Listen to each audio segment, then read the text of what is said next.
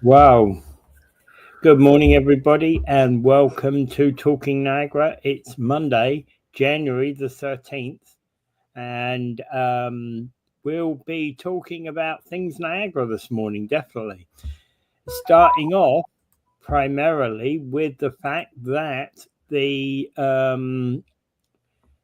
from about 3 p.m. today and about 3 p.m. on Wednesday, they're closing the surrounding parklands, and pedestrian access is going to be restricted to the Table Rock Centre to Rapids View parking lot as of 3 p.m. So all of that area is going to be used for filming today, and there's going to be filming and a burst of fireworks testing for the new Niagara Parks flying theater attraction. Yeah, they're trying to accommodate a new attraction actually that's going to Well, they're doing the filming for it right now, the advertising, etc. Yeah, they're going to replace Niagara Fury with a different kind of a ride, basically. What they're going to do actually is, well, the Niagara Fury is going to be changed, and the new flying theater attraction, which replaces Fly, is expected to open this summer. The new attraction will simulate flying over Niagara Falls as Niagara Fury closes for good. So there's a different attraction for people. They can, I guess, and that's part of it. And they're also going to have some fireworks at different times, I guess. They're going to be testing fireworks. They're also going to be doing some. Meanwhile, it says here, meanwhile, a section of Portage Road at the Steep Moraine Embankment area near the Marriott Hotel property will be closed starting Monday to accommodate maintenance work by the Niagara Parks and the city of Niagara Falls. And the goal of this project is to improve forest health through management of existing vegetation while removing invasive trees, as well as any trees that overhang Portage Road to pose a risk. So just keep an eye out on for that. And yeah, basically, remember, so it will be closed. The road will be closed from Murray Street to Rapids View Park, and the pedestrian access to the falls will be limited. Yeah, it's just a bit of a public announcement for everyone. Just keep that in mind if that's your regular way of getting to and from places. Do it before 3 o'clock. Yeah. Although that's going to end up probably trapping some people in there, I would think. Maybe. I don't know how they're going to do it. They're just going to put up signs and probably forewarn people with signs saying at 3 p.m. This area will be not accessible. Yeah. Well, that's about all that they can do. Is I'm surprised we should have had something like this as an announcement last week. Although we didn't look on the Niagara Parks website, we could have found it on Niagara Parks website. Yes, good. It's nice to have that notice in the newspaper, though. Yeah. As well. Yeah. Okay. So that's this afternoon and Wednesday afternoon. The Niagara Parks is going to be closed between Murray Street and Rapids View Boulevard. Indeed, it is. Yeah. There we go. Anything else really to be said about this? Did I miss something? No, not really. It's just a public service basically for everyone if they've missed it and they want to go down there for a walk or even drive through. Sometimes this time of year when there's not a whole lot of tourists, the Niagara Parkway is a bad way to get from one end of the town to the other. Yeah. Oh, if I'm driving to Chippewa in the summer months, there's no way I'd go down River Road. This time of year, I'd do it more often than not. Yeah. So having lived on Ontario Avenue, very close to the falls, some years ago, I was the same. Niagara Parkway is a very good way of getting back and forth to different areas of the city, but not during tourist season. Yes, never do it. Never, I take a drive during tourist season, but I don't expect, it's just a drive to, have a look at the falls. Yeah. Yeah. Okay. So there we go. All right. So that was that one. And next up we have here, a Grimsby scientist was named for the Order of Canada for researching contaminated indigenous food supply in the Arctic. Wow. Yeah. So a local guy, although he's not originally local, he's from Grimsby now, but he wasn't originally local. He's from Montreal, and they did a whole lot of research in and around Winnipeg originally. Yeah. But this is kind of really cool because his name is Derek Muir, and years ago, I guess one of his bosses. Well, let's say what he does. He's going to get the Order of Canada, basically. Yeah, and he's an environmental and climate change scientist. That's right. And or at least this way, let's put it this way: he's now a retired environmental and climate change scientist. Now, yeah, he's 75 years old. Yeah, 75 years old, and obviously this nomination took place some time ago while he was still working on this. But he's actually was looking at there was a few years back, and I remember that about the reported problems with the food supply within the indigenous communities in Northern Ontario. Yeah, he had worked for the Fisheries and Oceans Lab in Winnipeg, and then he came to Ontario to work for the Canada Centre for Inland Waterways. And he became renowned for his work in the 1980s, researching what was contaminating the indigenous food supply, including marine mammal flesh in the Arctic.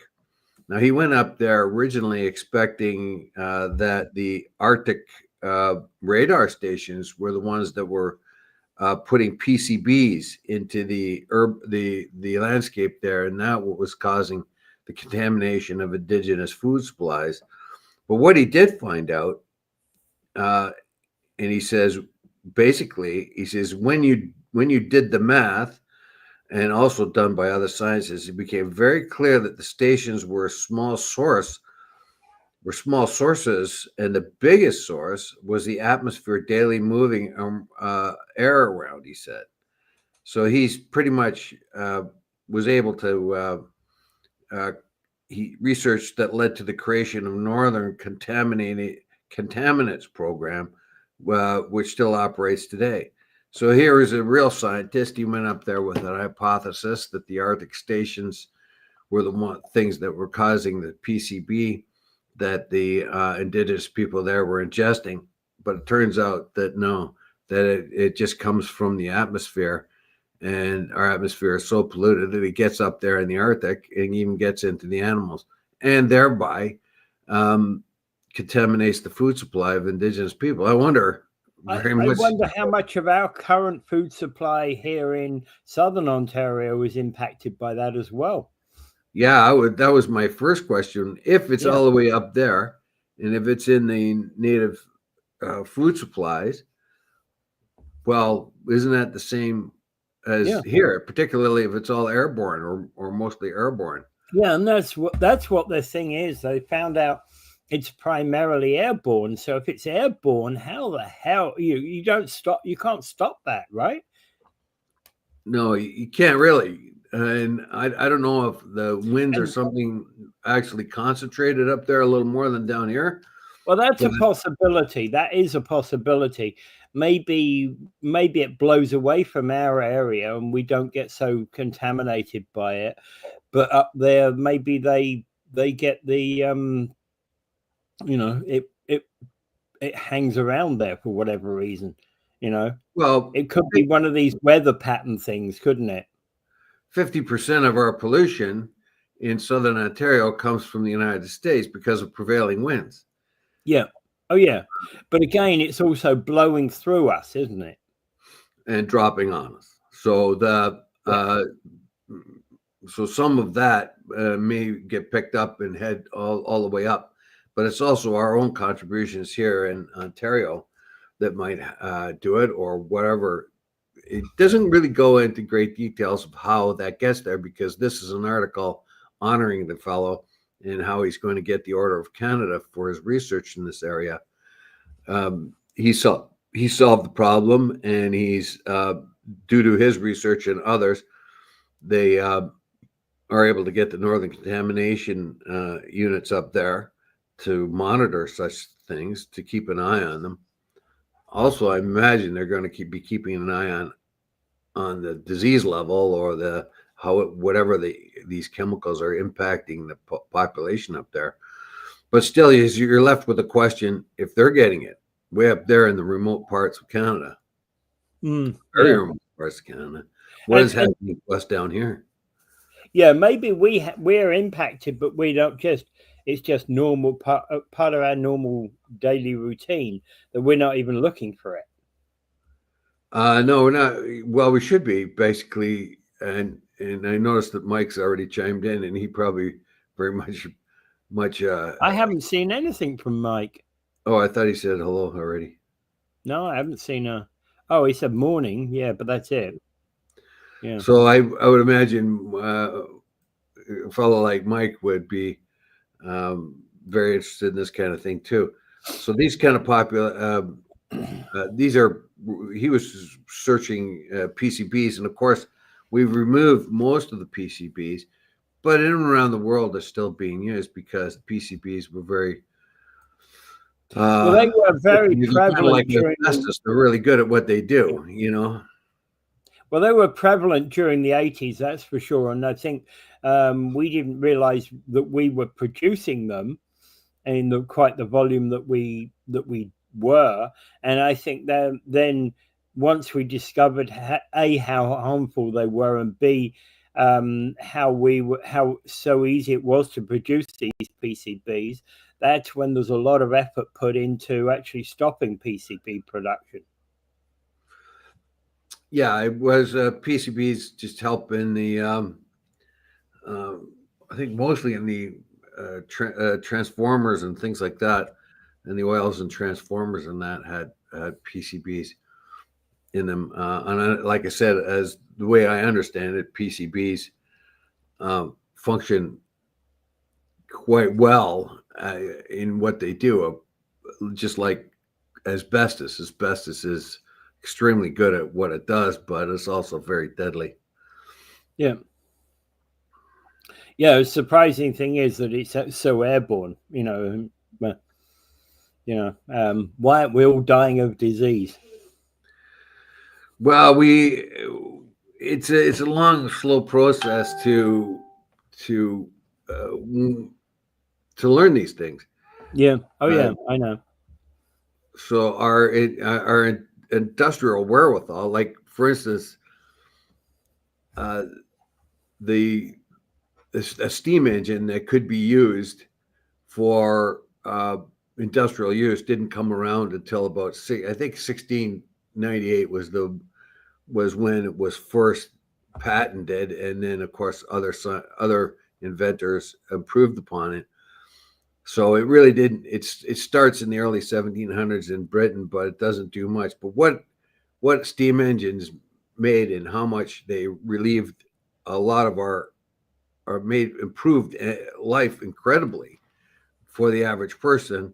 But we start to have to learn about what the smoke does for coal, because coal is the engines of steam engines and so on.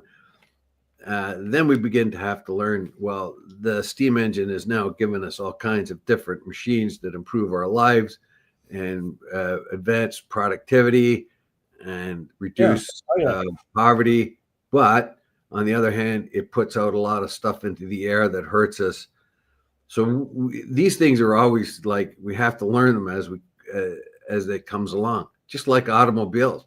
Automobiles saved cities huge amounts of money and potential disease because of the massive amounts of manure that horses were making. Huge amounts of pollutants in the way of manure, and of Right. course, when you have manure, you have potential for cholera and all other things that gets into the water systems, the drinking systems. So that along comes a combustion engine. Aha, our problems are over. No, we just now have to look at a different kind of exhaust, not the We same got kind of different exhaust. problems. Yeah. Yeah. Yeah. And that's the point about everything we develop with technology. We do something, we make something, and we don't realize how what its impact is. Right. So, for example, the people who were making whatever cyanamide probably at one point didn't realize how bad that plant was, right? But at a certain point, when they realized how bad it was, what the pollutants were doing, that's the point at which a lot of questions should have been asked. Um, I I don't know. The When the cyanamide was first built in, I think in 1912, I believe it was, on Fourth Avenue there. That was Yeah, on the outskirts of the city. They had pollution controls on the stacks. They actually had scrubbers in their chimneys and stuff. But once these scrubbers needed more money to rehabilitate, they decided just to scrap them, and that's where um, decisions get in the way. So what happens thereafter? There's more pollution put into the air, as anyone can remember who yeah, used to live here, at least in the 60s or 70s. Stuff used to come out of Signum and coat people's cars and get into their land. Who knows how much cancer that caused over the years? How much health problems that occurred during those periods of time. But that was a decision not to continue with environmental scrubbers that were already in the machines in the factory when it was originally built. So they anticipated certain amounts of pollution from cyanamide, and they took care of some of it, and then never really reinvested in those scrubbers. So I was told by well, geography one teacher of the things in the Mike 60s. says that scrubbers never really achieve the goal as maintenance slips, and that's a big problem. Yeah. He also says we have huge PCB problems, but Canada generally ignores them. Right. And lead in gasoline degraded the intelligence of people that were exposed to it at the time. Well, that's actually an important factor as well. Yeah, That's yeah. why we So went unleaded, right? yeah, well, that's a whole different story. The leaded and Yeah, unleaded it thing. is. It, Yeah. it may have The leaded gasoline may have cost untold millions of deaths and suffering, uh, not just and also environmental damage overall. Yeah. Oh, yeah. Absolutely. Yeah. So that is the nemesis of anything new. There's something that will be a problem. We talk about AI these days, and we are AI will take a huge uh, be essential going forward. However, AI and things like Bitcoin take enormous amounts of energy to keep them going because they have to have computers running them all the time. that means the demand for power will go way up. And if the demand for power goes way up, that means you're going to have more and more coal and oil stations around the world, because that is the easiest means by which to make reliable power. But it is also reliably polluting our atmosphere. So every time you make a step, 2 steps forward, you take a step back. Like I said before, the combustion engine was hailed as a deliverer of horse manure pollution. Yep. So you made a big leap forward, and you really did clean up the area and remove a source of a lot of continuous disease, bacterial type of disease. But then so that's 2 steps forward. But the 1 step back is, now what do we do about the accumulated fumes of automobiles, and what are they doing to our atmosphere and their eventual effect on our life thereafter? So you're always in a continuous move to try to reassess what you have, and what good is it doing and what bad is it doing. Yeah. All right. Anything else to really add on this one? Not really, except that Mr. Muir, hats off to you for the Order of Canada. He lives in Grimsby, and I'm sure quite, somewhere along the line, Peter Giblett and Dave Wheeler will get the Order of Canada for our journalistic excellence. I do not expect any such thing. Community journalism, I think, is what we call this, right? Well, I might, I might go up to Grimsby and throw Mr. Muir a couple of bucks just so I can take his Order of Canada and put it around my neck. They have a picture. Well, actually, he's got a couple of pins here. He's showing off the pins in this article. He's showing off the Order of Canada pins that he gets. Remember, Joni Mitchell and Neil Young have had the Order of Canada. They've come up here and got the Order of Canada. Other great Canadian luminaries as well have had the Order of Canada. And so it is a prestige, very much so. Oh, yeah. Yeah. I'm not knocking it at all. No, absolutely brilliant. Absolutely. Well done. Well done. Absolutely.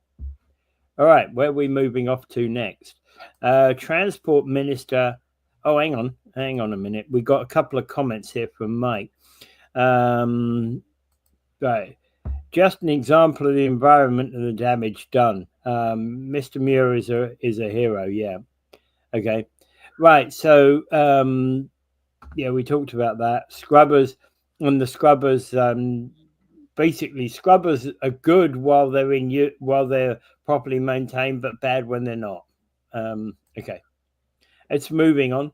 Transport Minister Anita Anand has basically said she's not going for the top job. She's not trying for Prime Minister, and she won't be seeking re-election, so she's going to leave politics.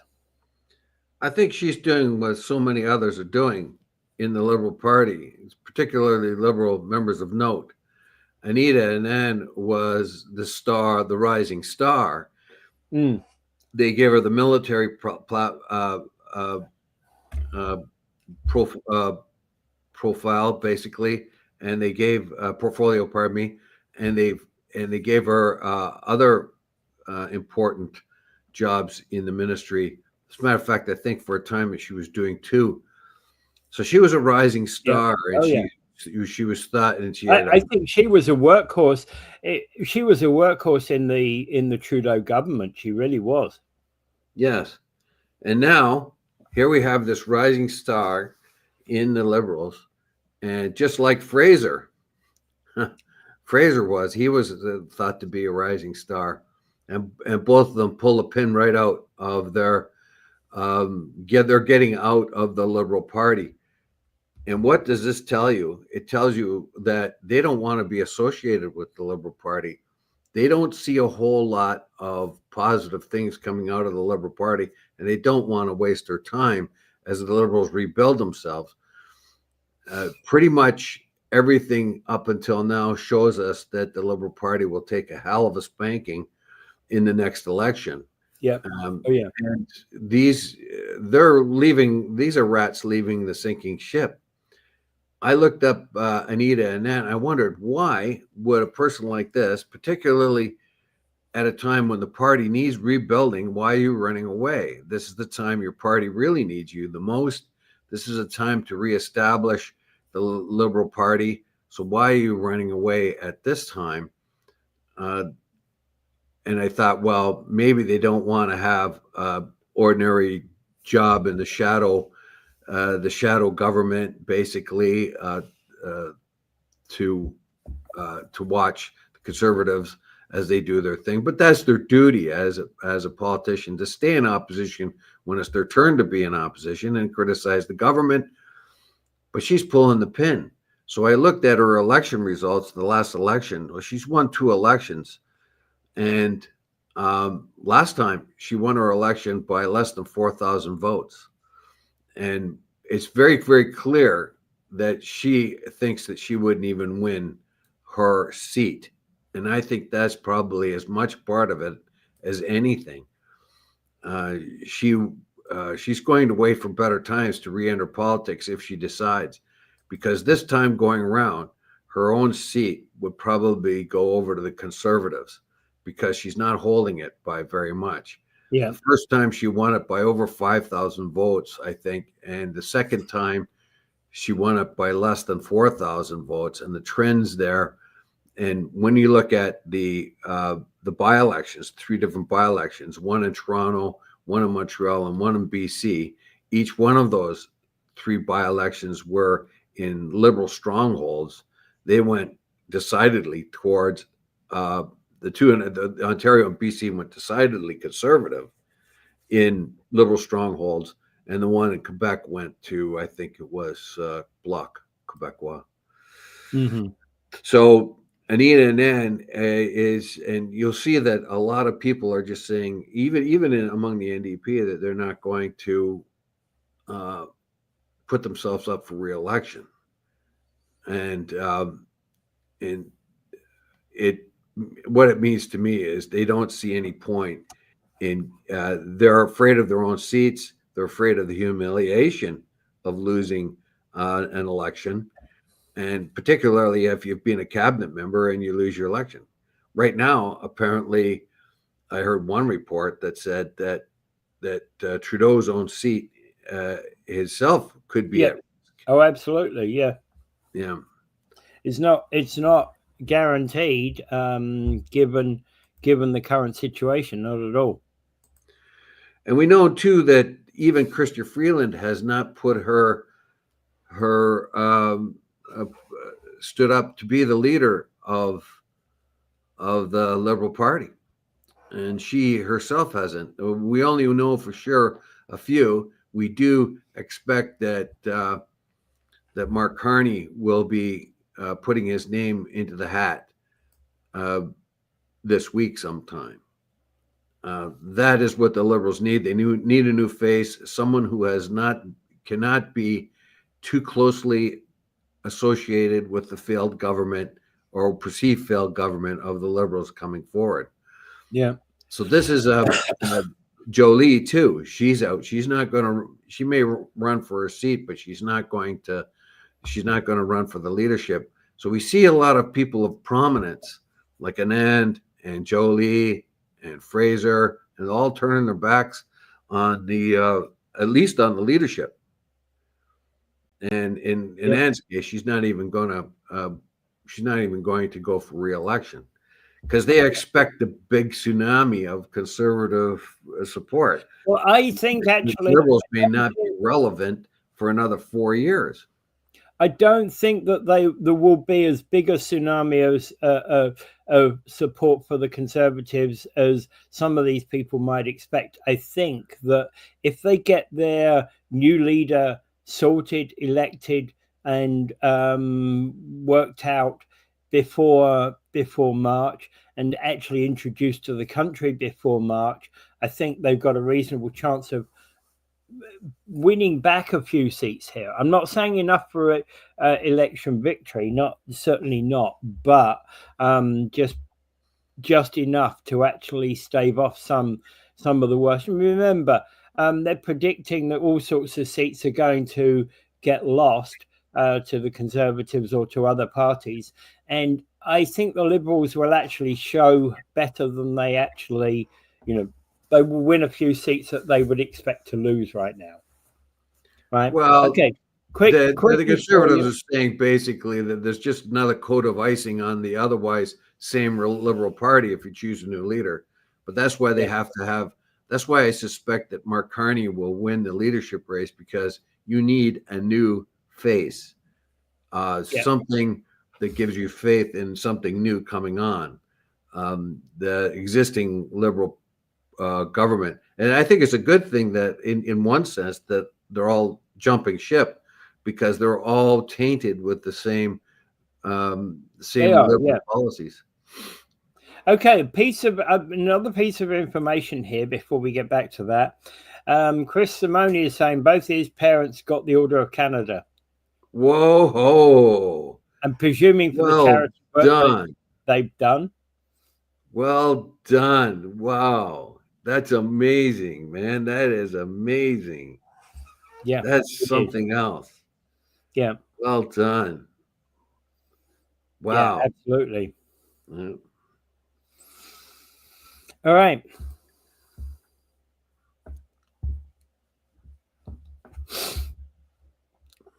That's awesome. That is really, really awesome. Okay. So she's actually a very well-known, very and Anita Anand is a very well-known, very she's got a lot behind her. She's done a lot of work. As you said, she was Minister of Defense at one point. Yeah, so I'm kind of a little bit disappointed that she's going to run away, because they're going to need to be rebuilding, and she's supposed to be a rising star. It's also kind of disappointed that Fraser took a runner too, and that is because they don't see any future in the Liberal Party. I wonder if there's a new party being hailed out there for some of these people. No, but we do need another party. But we're really in the articles that was posted here, there's another one that says, what did the Liberal Party need? And I think that was from National Post. What did the Liberal Party need to rebuild itself and to become, right now, it doesn't look as if it's a party that people can rally around. And there's an article here somewhere that says that the Liberals need to rebuild and how they should rebuild. And I think it goes back a few days, actually. But they're basically saying that, it says National Post, and it was posted, I think it was posted by you, what the Liberals must do to regain Canada's support. Parties recognize the resignation of an unpopular leader will not on its own be enough to affect change. So they go on and talk about what the Liberals need to do and how they have to become more centrist. And it says here, as centrists, we have and will continue to advocate for the pragmatic policies that will earn the support of the broad coalition of Canada.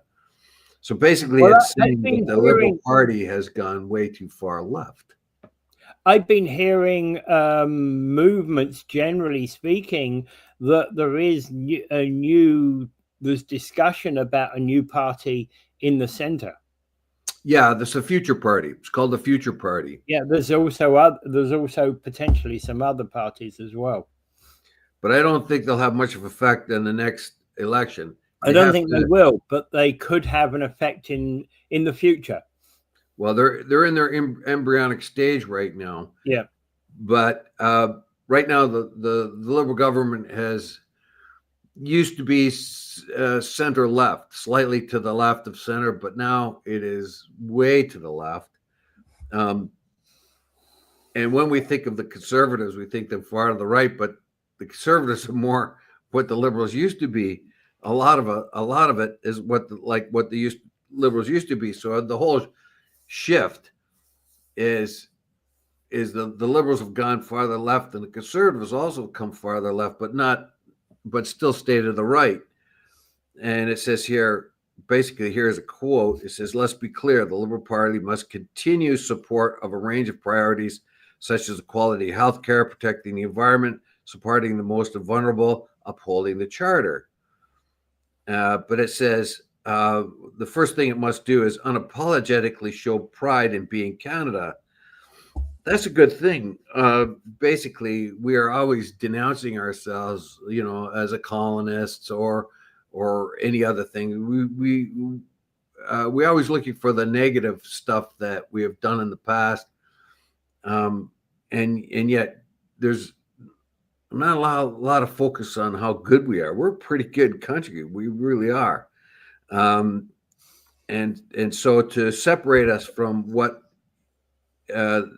is American and focusing as much on the good that we've done as the bad. Another issue here is focusing on growing our trade relationship. And I think that's the most important part. You have to have a healthy middle class in order to have a healthy democracy. If you have a healthy middle class with small businesses and people going to work and investment in our industries and our resources, and that you must have a source of wealth in order to serve Canadians. And by doing that, you have to increase trade with the U.S., grow economies in the world. The federal government needs to show leadership to galvanize all levels of government, the business community, laborers, and all that sort of stuff. So that is another thing. And then it goes on to, which is associated with that, prioritizing economic growth. Economic growth accessible to all is critical to our prosperity, quality of life. And we need a country where businesses of all types thrive in the location. Of course, infrastructure, ensuring education systems. These are the basic government functions, the things that are beginning to under the Liberal leadership. Yeah. They have gone too far into the idealistic realm and not taking care of business. You can change things once you take care of business as it presents itself. Now, is our economy healthy? It seems that our economy was thought to be impervious to too much government reaction, and that hasn't been the case. The economy should be the main focus, because the economy is a source of wealth for the country and the individuals in that country.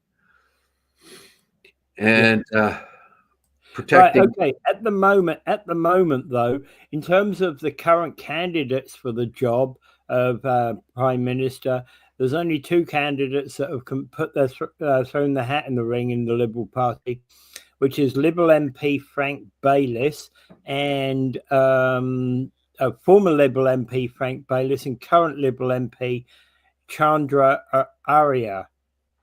Chandra Arya is a backbencher. He has very little hope, and one of his election platforms is to get rid of the Senate. Get rid of the monarchy. I think both of these have got very little hope, actually. No, they don't, and it gives you an idea that the leading lights of the Liberal Party, as it exists, are not too anxious to jump into the fray. As we've heard, we haven't heard any announcement by Chrystia Freeland, who should be one of the most important persons in the Liberal Party. She's been a mainstay of the Liberal Party, the right-hand man, so to speak, of Pierre Trudeau. And a loyal servant of Pierre Trudeau up until recently. You mean Justin Trudeau? Justin Trudeau, sorry. Yeah, I always make that mistake. Yeah. And so but you see, that may actually count her out because she's been too close. Yeah, that's my philosophy too, that she's been too close to the It would be better for her not to stand allow somebody else to be the leader of the Liberals right now, and for her in 4 or 5 years to come back as the new Liberal leader then? Well, the fact that Mark Carney is basically much more of an economist than Oh, yeah, Christian he Freeland. is. I once said that Christian Freeland was an honest to God economist. I was wrong. She was a journalist, but she had done work in the economic areas. Like I once She was saw an economic journalist at one point, yes. So I once saw an interview where Christian Freeland and what's his name? It was just slipped out of my mind there. Matt Taibbi, who's getting a lot of heat because he has criticized the Democrats when he most normally criticized the Republicans down there in the United States. But he and her both at that particular time, pretty much respected journalists, were being interviewed, and they both had very, very good ideas and very solid, good looks at what the economy was doing and so on like that. So anyway, she was a journalist, but the complaints that she was not an economist and she had that portfolio doesn't really mean a whole lot. You could be a CEO of a steel company and never been on the floor at all, never being on the melt shop, never being around the blast furnace, never worked those jobs, but you could still be the CEO. You'd know more about steel production than I would ever know. That CEO would, right? Well, yeah, so a CEO could go from a steel company to a chemical company or whatever. And I think that's the same thing with ministers. It's nice if they have a little bit of a background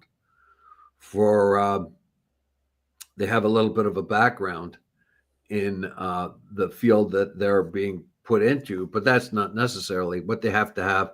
Is some really kind of a management background and be able to remember the bureaucracy is the ones that are presenting. Yeah. So you as an economist might say, you as a leader of the Ministry of Finance could say to the bureaucracy, this is what I want. Come up with some sort of strategy that keeps us at $40.1 billion, and they will. But if your prime minister and other parts of the party say, oh, no, we got to go into debt because there's an election coming up and so on and so forth, we need more money, then you have to then go back to your economists in your department and say, well, okay, we need more spending. Tell us where it's best to do that kind of thing. Yeah. Mm-hmm. Okay. All right. So Chris made the comment about how about Cesar from Whitby for a PM. This is Selena Cesar Chavanez. Yeah, I only just heard something about that recently. I don't know if she's going to put her name into the hat, but we also have the BC BC Premier putting her hat. Of course, her name is now. My brain's not working. Her name evades me now too. She might jump into the ship too, but whoever at this particular point, unless they get a new face into the government, their party is going to be just completely destroyed. And I think that's the main worry of Poilievre. He himself, as a leader, is not as much as he's popular among some of the conservatives. He's not generally well liked across Canada. He has kind of a mediocre approval rating. What he is worried about is a sort of a very popular person that might come out like a guy perhaps like Mark Carney or someone else may come out and put a brighter face on the Liberals so that they don't get their majority. We'll see about that. Okay, so why would you think BC Premier? It's an NDP person. Is it NDP? Oh, sorry. He's NDP. He's NDP. Well, there's somebody out from BC. Like I said, I can't. She's thrown her name into the hat. I think it's in the article. Well, the ones, as I said, the ones we've got here already is, where's it gone?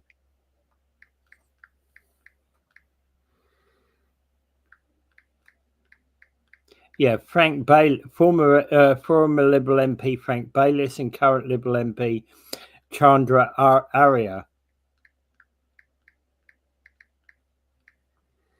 Yeah, Christy Clark. Okay. Former Premier Christy Clark. Former Premier. Okay. Former Premier. Okay. Yeah, she was Premier into. She finished her premiership in 2017. Yeah. So she might jump into the fray. But what we really do need is the Liberals really do need is a new face. In my assumptions, but we'll see. We'll see what happens. The reason why they chased down Trudeau in the first place, he did not want to get involved in politics at all.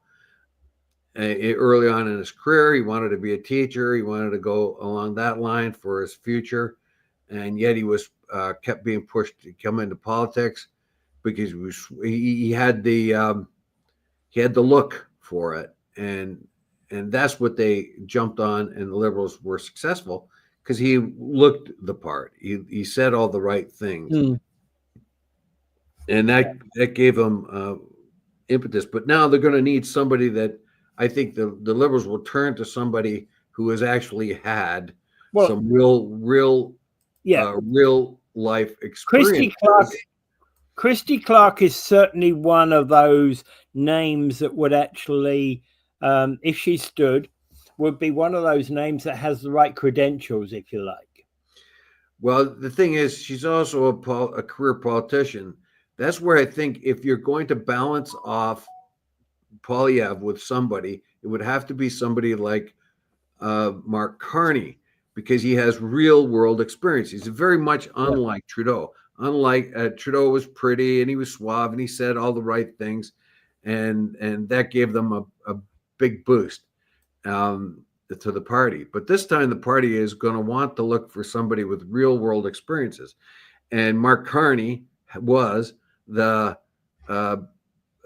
running the Bank of Canada, and he ran the Bank of the UK for a while too. So he has real world experiences. He can say with authority this or that because he's been there, done that, whereas Trudeau never was. Yeah. Okay, moving on. This has been one that's been long speculated. Could a PC victory at the next election kill the CBC? Personally, I'm not so sure that it will. I think that while there might well be, there's been a lot of calls to defund the CBC. What I think will end up happening with the CBC is that it will have to float off on its own, take care of its own costs. I can't do that because it'll never be able to compete that way. It needs funding from the government. So this is the situation we are in. The Conservatives want to get rid of it because it cost the government approximately $1.5 billion, and its revenue is about $0.5 billion. In other words, it loses $1 billion every year. The Conservatives say that's not worth it. The only thing is the radio, CBC radio, the French radios. See, that's an important thing. So they won't get rid of that because it's important for Quebec and the French speakers of Canada.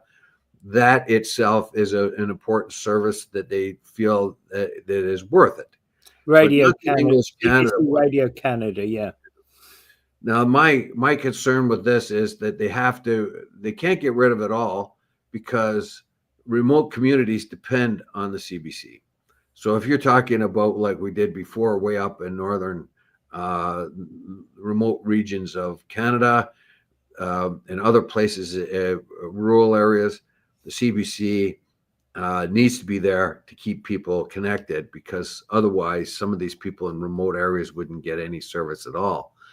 So because it's not worth it for the private companies to go in there and set up radio stations. So you're still going to have some sort of publicly funded news stations in there. But in the main parts of Canada and the big cities and that, is CBC even worth it? Now, I did a little looking into it. Independent people have just agencies have view CBC as very much left of center in their reporting style. So when you look at the biases of different media outlets, they are graded. For instance, the National Post, it would be a little right of center. The Toronto Star would be pretty much a good step to the left. Those are newspapers. Well, the CBC is graded as significantly to the left in its biases. The CBC should be nowhere near the left. It should be dead in the middle. And their biases are very much to the left. And I added here an article by a person who used to work for the CBC and began in 2013 and was very much amazed by Tara Henley and why she quit the CBC. That's right. Yeah. And the reason why I added that, I thought that was very relevant as well in relation to this thing, because she says to work at the current CBC in the current climate is to embrace cognizant dissidence and abandon journalistic integrity. Yes, and she pointed out that when she began, I can't even open this article. When she began her, there we go. It's coming on now. When she began, she said she was back in 2013. She felt that she was the most left sort of leaning journalist in the CBC, and by the time she left, she was the one that was the most right, and yet she'd never changed her political views. So she said that people want to know why, for example, non-binary Filipinos concerned about lack of LGBT terms in Tagalog is an editorial priority for CBC when local issues of broad concern go unreported. And she said that she's pretty much, and things like this, or why exactly payers should be funding articles that scold Canadians for using words such as brainstorm and lame. And this is what I said earlier. She said, and this is what I quote, "When I started at the National Public Broadcaster in 2013, the network produced some of the best journalism in the country. By the time I resigned last month, it embodied some of the worst trends in mainstream media. In a short period of time, the CBC went from being a trusted source of news to churning out clickbait that reads like a parody of the student press." Now, Catherine Tate, who was the CEO of the CBC, has her tenure is over, and she's not going to go in again. She's being replaced. So the Liberal government has seen how unpopular the CBC is, and Catherine Tate's own testimony before the government officials, when asked about her bonuses and the bonuses for her top CEOs in the tune of $18.4 million for a failing and money-losing organization. Why are they getting these huge bonuses, performance, basically fees, basically, or and she says, well, that's what executives do, kind of thing.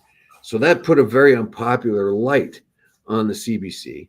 The Liberal government would not answer questions or make comments about these bonuses because it was very embarrassing to them. Catherine Tate has stepped aside, and there's someone else now as the CEO. But that particular CEO, Bouchard, I think her name is, cannot do anything because the Liberal government, who meant to reform the CBC very quickly because it was a bad look for them, can't do that because the government in Ottawa is so hamstrung right now. So those reforms that the Liberals were trying to quickly put into place to sort of make themselves look a little bit better can't happen. Now, I don't know what is wrong with using the terms like brainstorm. Right? Brainstorm is a lot of people do brainstorming. It's a way that you generate ideas. If we wanted to brainstorm a new direction, we'd just be sitting down and throwing out a few ideas in what we wanted to do. Well, you'd have to read the article or see what she meant by that. But and you see non-binary Filipinos talking about terms that are not being used on some sort of tag along, that happens to be a very important. That's a problem. That's why that in and of itself might make an interesting side article, but is not something that should be really centrally focused on at the CBC. Yeah, she puts a very bad look on the CBC, and I have said the same thing, that basically parroting what she's saying in a bit, or paralleling what she's saying, is that like 10, 15 years ago, CBC used to be one of my sources. I enjoyed the journalism there. I could see that it was a little left of center back in those days, but it was fairly centrist. You could get both points. Rex Murphy was very right of center. He used to have some very poignant views on the national carrier. And yet the CBC has moved to a point where it has to be a holier than thou, rather than just objective journalists. It's making decisions for us on what should and should not be in the news, and what they wish to follow. They are very much left of center in any bias that you might want to try to find. Any independent agency or group that would judge the bias of CBC, will find it very much to the left. And it then becomes exclusionary, and then becomes to self-censoring,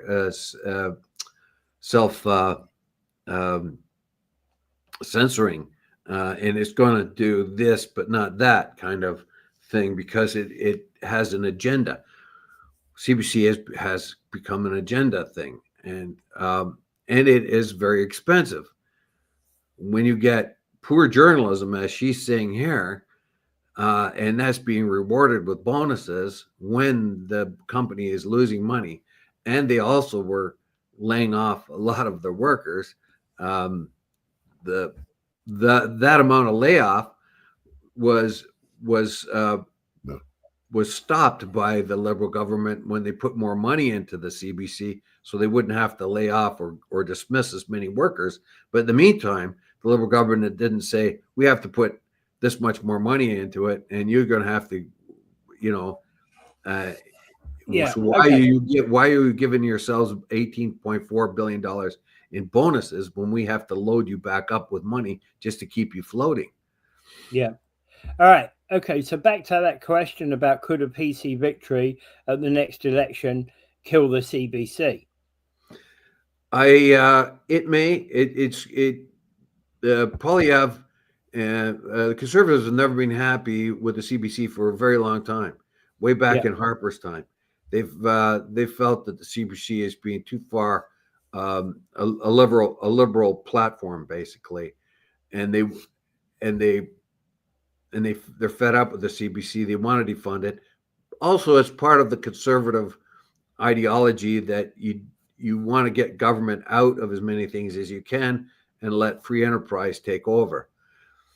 Well, However, I don't think the average Canadian, even the average conservative voter, not party member, but the average conservative voter would not be too happy about getting rid of CBC totally. I'd like to see the CBC the way it was, basically. Was the other idea maybe to float it? I don't think so. It wouldn't survive without government funding.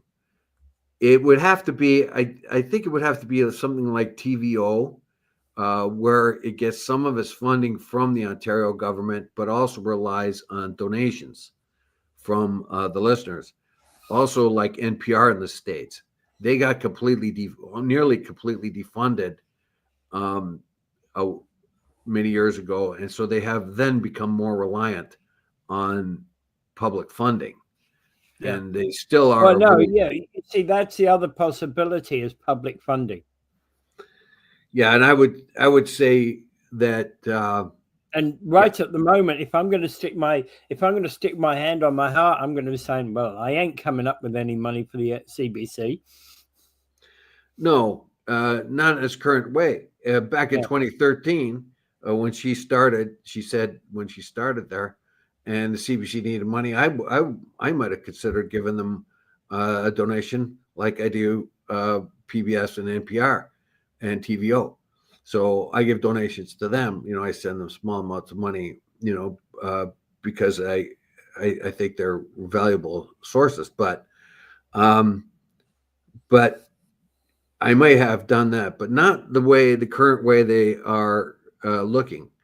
I do believe that they are exactly what she has said here, that they have ideological purposes rather than and agendas, rather than being an objective news source.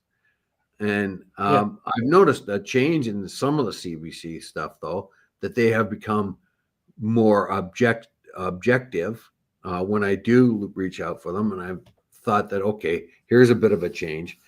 But look at all the executives at CBC. The bottom line might be they might have seen that their bread was buttered by the Liberal government, and it's better to serve the Liberal government. But when it looks like they're not going to win, they might change and become the news agency they should be. But I have no real faith in that right now. I think it needs a complete revamp. There is a separate thing. Is actually there's a difference between the news agencies and B CBC as a television producer. I have to say that the other thing I've noticed about the CBC, when I first came here, CBC were doing fairly large number of programs, independent programs of their own. Now that seems to be on the decline. Well, it's money and competition, and it's a whole different landscape out there. There's so much available to everyone that the CBC could do some pretty good stuff, entertainment wise. But I don't really think that the CBC should just lend that over to competitive networks. However, what she says here, basically, I don't really think there's a huge amount of, even among conservatives, to get rid of CBC entirely. We'll see about that, but it is a very costly thing. We could save $1 billion by defunding the English language part of it. But on the other hand, I don't think you can actually do that completely without taking a lot of services away from Canadians, particularly in remote areas. And of course, Radio Canada and CBC Quebec, or the French language, is important because they do have an important service, not like what is in English Canada, where we have a lot of competition already. There's a lot of sources of news that we can get in English Canada where they can't get in the French areas of Canada. That's for sure. Okay. All right. I think we can leave it at that point. Okay. We'll see what we shall see. I predict that if Poilievre gets in and his Conservatives, they will defund a large part of the. I think it will be looked at. That's for sure. Yeah. It will certainly be looked at. Yeah. The CBC will not come out the same beast as it goes in. Yes, and it will have to have. I think all party oversight over who is hired and the programming. It does, because it is decided. It has an agenda, unfortunately. Yeah, its journalism has become too weak, too wishy-washy, too blah. Yeah, there's a good. I'm going to be looking elsewhere for any statements, not for the CBC. We use CBC articles from time to time in this show, but not all that many in comparison to other news sources. Yeah, that she talks about what she's talking about here, Tara Henley, why she left. She feels that there was a kind of orthodoxy which she had to oblige if she was going to stay on as a public broadcaster. She says to work at the CBC in the current climate is to embrace cognitive dissonance and to abandon journalistic integrity. And it says here also to sign. It is to sign on enthusiastically to the radical political agenda that originated in the Ivy League campuses of the United States and spread through the American social media platforms that monetize outrage and stoke social societal divisions. It is to pretend that the woke worldview is near universal, even if it's far from popular with those you know and speak to in an interview you read. So there it is. That's a scathing denunciation of the CBC, and she, when she said that her politics never changed, and that when she began, she was very much the left-wing person in the room, and by the time she left, although her politics never changed, she was the one farthest right. Yeah. And that says a lot. That in itself says a lot. I'll disagree with her that her politics never changed, because nobody's politics don't change. But everybody is affected by things going on in the world. But again, I get that what she's saying is she believes her politics hasn't changed. Yeah, well, let's put it this way: her attitudes and ideas about government and the world. In 2013 was thought to be a good step to the left, having not changed her basic ideas of the world when she sits in a CBC board meeting or meeting of whatever. By the time she left, she found herself to be very much far to the right of those other ones. In other words, if she's a good deal to the left and she's finding herself feeling very much right of those others, they give you an idea. Yeah. Oh, yeah, absolutely. All right. And I think we can call it quits at that point. Yes, I would just say finally that you need to have a centrist approach, an objective centrist approach for CBC. You need to be listening to both sides of the story. Yeah, that's for sure. Yeah. Well, even Peter Mansbridge, who was I think the anchor for 18 years or something like that, when he went back to visit CBC, he didn't like it one bit. No, he felt that it was agenda driven now. He was shocked. Yeah. So anyway, if the CBC is not canceled completely, it has to be reformed. Yeah. Without further ado, I bid you pray for